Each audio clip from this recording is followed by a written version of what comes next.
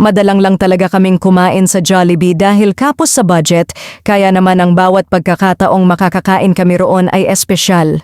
Simula nang pumasok ang taong 2025, ngayon lang ulit kami nakabalik. Ito ay isang request granted dahil nangako ako sa dalawang anak ko na kapag napabilang sila sa with honors, magjo-Jollibee kami bilang munting selebrasyon ng kanilang pagsisikap. Kahapon lumabas ang resulta ni Ate Talin at kahit napasok lang siya sa listahan ng may honors, malaking bagay pa rin ito para sa amin. Alam kong pinaghirapan niya ito, kaya bilang gantimpala, tinupad ko ang pangako ko. Kahit may panghihinayang ako sa paggastos ng mahigit 300 piso, halagang pambili na sana ng gatas, mas nangingibabaw pa rin ang kasiyahan ng aking mga anak.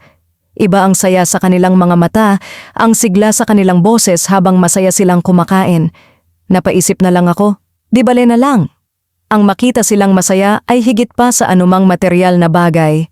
Kahit nagtitipid kami, nagbabaon pa nga ng kanin para sulit ang only rice, ang mahalaga, naipadama ko sa kanila na pinapahalagahan ko ang kanilang pagsisikap.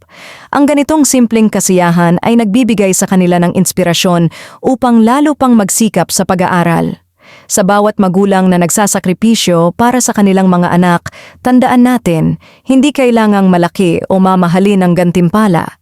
Minsan, ang pagtupad sa isang simpleng pangako ay sapat na upang mapalakas ang kanilang loob at maipadama kung gaano natin sila kamahal.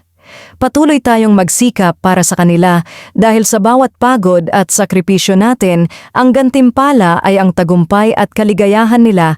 Kayo, paano nyo pinararamdam sa inyong mga anak na pinahahalagahan nyo ang kanilang pagsisikap?